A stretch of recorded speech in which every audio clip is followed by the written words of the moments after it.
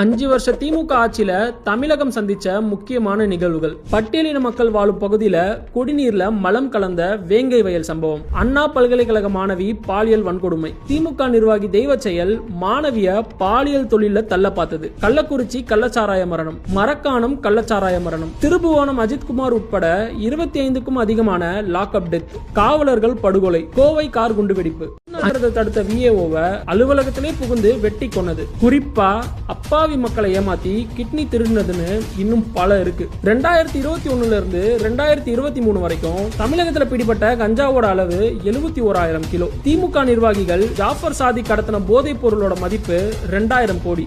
70 கோடி மதிப்புள்ள போதைப் பொருள் சிக்கின விவகாரத்துல கைது செய்யப்பட்ட சையத் இப்ராஹிம். 360 கோடி மதிப்புள்ள கொக்கைன் கடத்தி மாட்டின ஜெயனுதீன், சர்ஃப்ரஸ் நவாஸ் எல்லாருமே திமுக நிர்வாகிகள் தான். இது போக ஆசிரியர்கள் போராட்டம், செவிலியர்கள் போராட்டம், அரசு மருத்துவர்கள் போராட்டம், போக்குவரத்து ஊழியர்கள் போராட்டம், அங்கன்வாடி பணியாளர்கள் போராட்டம், தூய்மை பணியாளர்கள் தொடர் போராட்டம்.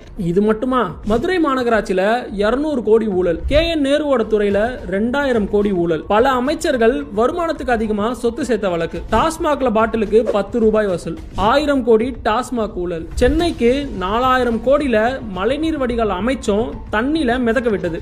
பொது கழிப்பறை ஊழல், பிஜிஆர் ஊழல், டிரான்ஸ்பார்மர் ஊழல், நியூட்ரிஷன் கிட் ஊழல், பொங்கல் தொகுப்பு ஊழல், இலவச வேஷ்டி சேலை ஊழல், மணல் கொள்ளை, கனிம வள கொள்ளை, இப்படி எல்லாத்தையும் பண்ணிட்டு புதுசா ஒரு 5 லட்சம் கோடி கடனையும் தமிழக மக்களோட தலையில கட்டி வச்சிருக்கு இந்த திமுக அரசு. திமுகவோட 5 வருஷம் ஆட்சியில தமிழ்நாடே நாடி போச்சு. இன்னும் 5 வருஷம் திமுக கையில ஆட்சியை கொடுத்தா 2031 தமிழகம் எந்த ஒரு துறையிலையும் சோமாலியாவோட போட்டி போட்டு கூட ஜெயிக்க முடியாது. திமுகவுக்கு ஓட்டு போட்டா என்ன ஆகும்னு நான் சொல்லிட்டேன். இனி என்ன பண்ணலாம்னு முடிவு பண்ண வேண்டியது நீங்க தான்.